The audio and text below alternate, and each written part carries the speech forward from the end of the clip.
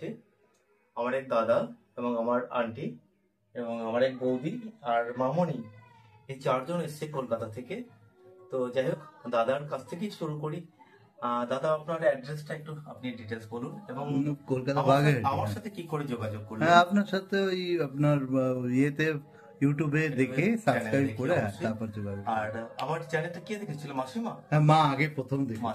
মাই প্রথম বলে। মাসিমাকে আমার প্রণাম রইল একদম। তো মাসিমা, আপনার একটু মতামত কিছু বলুন। আমি ইউটিউব থেকে পেয়েছি, খুব ভালো লেগেছিল। অনেককেই দেখেছি, কিন্তু আপনারটা দেখে আমার এতই ভালো লেগেছে, ছেলেকে পরে বললাম যে চল, আমাদের তো কিছু কালেকশন আছে, ওনার কাছে নিয়ে যাই। এই ভেবেই আমি ওনার কাছে ছুটে এসেছি। আপনি এসেছেন, এর জন্য আমিও নিজেকে সৌভাগ্যবান মনে করছি। অ্যাকচুয়ালি মানে সত্যিকার অর্থে ভালো লেগেছে আপনার আশায়।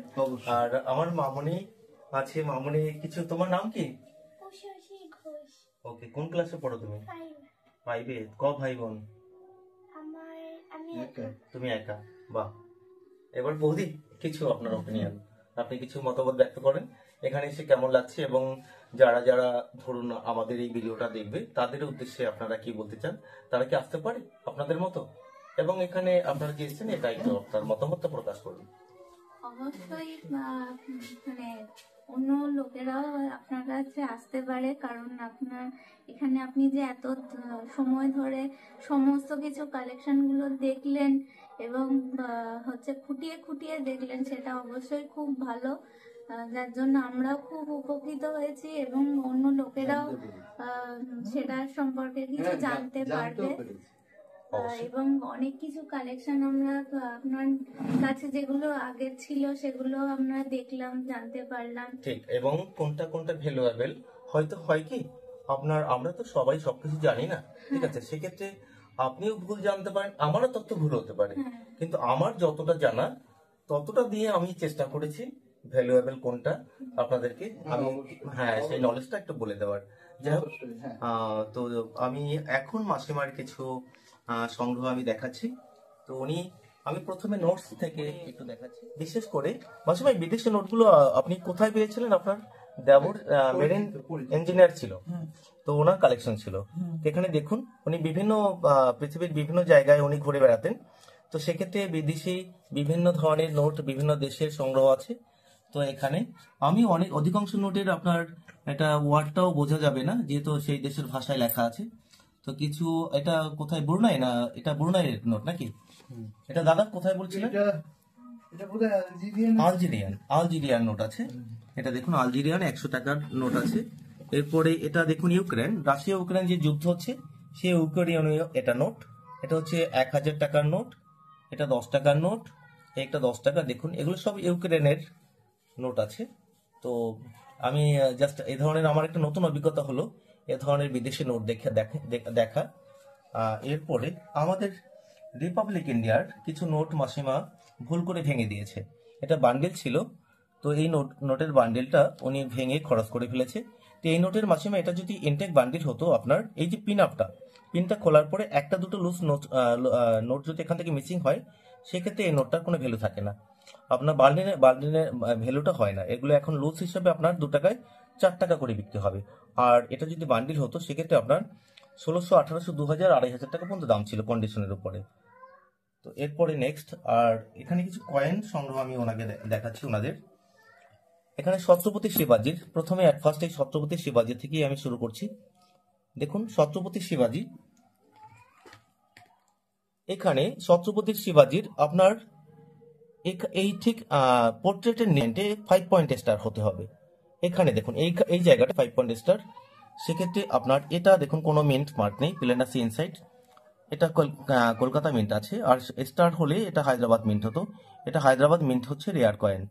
এরপরে নেক্সট যে কয়েনটা দেখাচ্ছি, দেখুন, ন্যাশনাল ইউথ ইয়ারের 1985-এর, এই 1985-এর নিচে এই পয়েন্টে 5 পয়েন্ট স্টার হলে এটা মিনিমাম 30,000 থেকে 1 লাখ টাকা পর্যন্ত দাম হয়ে থাকে। তো এ ধরনের সংগ্রহে আপনাদের কারো কাছে যদি থেকে থাকে, আপনারা আমার কন্ট্যাক্ট নাম্বারে যোগাযোগ করুন। তো আমি এখানে কিছু সিলভার কালেকশন দেখাচ্ছি। দেখুন, এটা হচ্ছে জর্জ সিক্স কিং এম্পারার, এটা 1 রুপি। এই জর্জ সিক্স কিং এর এই কয়েনটা নিয়ে আমি বিশেষ করে আজকে আলোচনা করবো রেয়ার কয়েনটার বিষয়। এটা দেখুন, এটা 1939 সালে 1 রুপিটা জর্জ সিক্স কিং এর যেটা তৈরি হয়েছিল, ওই কয়েনটা হচ্ছে এক্সট্রিমলি রেয়ার। ওটার দাম সাধারণত আপনার 2 লাখ থেকে 3 লাখ 5 লাখ পর্যন্ত হয়ে থাকে ইউএনসি কন্ডিশনে। তো এই ধরনের 1939-এর কোনো কয়েন আপনাদের সংগ্রহে থাকলে আপনারা আমার সাথে যোগাযোগ করতে পারেন। তবে বিশেষ করে এখন 1939-এর কয়েন আমি প্রচুর আমার কাছে আমার ক্লায়েন্টরা পাঠাচ্ছে, সেক্ষেত্রে দেখা যাচ্ছে ম্যাক্সিমাম কয়েনই টুল কয়েন, মানে মানুষের দ্বারা তৈরি। তো আপনারা যারা এই 1939 কয়েনটা সংগ্রহ করবেন তারা একটু দেখে নেবেন, এটা টুল কয়েন হলে আপনাদের বিশেষভাবে একটা আর্থিক লস হয়ে যেতে পারে। তো এদিকে খেয়াল রাখবেন, 1939 প্রচুর পরিমাণে টুল হয় এখন। এরপরে নেক্সট দেখুন, এখানে 1919 1 রুপি 1919-এর এই কয়েনটাও আপনার জর্জ ফাইভের এটার মধ্যে সব জর্জ ফাইভের কয়েনগুলো কিছু কমন এবং কিছু স্কেয়ার কন্ডিশনে আছে। তো সেক্ষেত্রে এই জর্জ ফাইভের 1 রুপির মধ্যে হাফ রুপি যেটা 1911-র, এই হাফ রুপি এই সাইজের হবে, আমার কাছে ওইটা নেই এখন, তাই দেখাতে পারছি না। তো দেখুন, এই হাফ রুপির মধ্যে 1911 জর্জ ফাইভের এক্সট্রিমলি রেয়ার কয়েন, ওটাও আপনার মিনিমাম আপনার 50 থেকে 1.5 লাখ টাকা পর্যন্ত এক পিসের দাম হয়ে থাকে। তো 1911 হাফ রুপিটা হচ্ছে এক্সট্রিমলি রেয়ার কয়েন। যাই হোক, কিছু সিলভার কালেকশন আপনাদেরকে দেখালাম। এরপরে স্টেনলেস স্টিলের কিছু কয়েন দেখাচ্ছি। দেখুন, ন্যাশনাল ফ্যামিলি, এই কয়েনটা এটা হচ্ছে 1994 সালের নিচে, এটা বম্বে মিন্ট আছে, ডায়মন্ড চিহ্ন। এখানে নয়ডা মিন্ট মানে গোল্ড রাউন্ড ডট হলে এটা একটা ভালো ভ্যালুতে, মিনিমাম এটা 200 থেকে 250 টাকা দাম হয়। তো এটা ডায়মন্ড চিহ্ন আছে, তাই এটা একদম কমন কয়েন। তো পোর্ট্রেট যুক্ত 1 টাকার আপনার স্টেনলেস স্টিলের প্রতিটা কয়েনই বিক্রি হয় 7 টাকা, 8 টাকা, 10 টাকা এরকম দামে।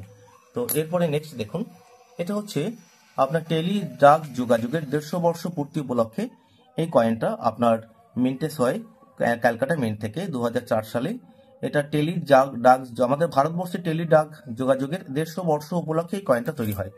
তো এই কয়েনটা আপনাদের কাছে থেকে থাকলে, এটা স্কয়ার কন্ডিশনে আছে, এই কয়েনটা আপনার 20 টাকা থেকে 30 টাকা, ইউএনসি কন্ডিশনে আপনার 70 টাকা 100 টাকা পর্যন্ত দাম হয়ে থাকে। দেখুন, ওনার কাছে ম্যাক্সিমাম বেশিরভাগই ফরেন কালেকশন আছে, এগুলো সবই বিদেশি কয়েন।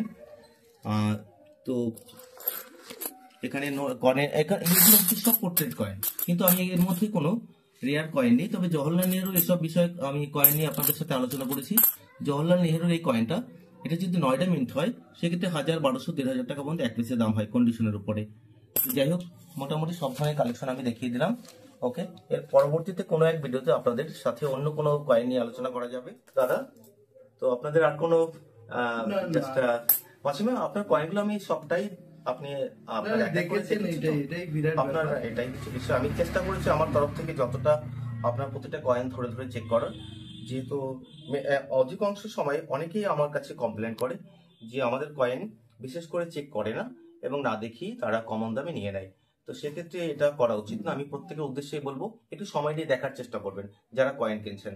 বৌদি, তো আমি নেক্সট আর কি বলবো, আপনারা আবার আসবেন। ওকে দাদা, সমাপ্ত করছি। ওকে, নমস্কার।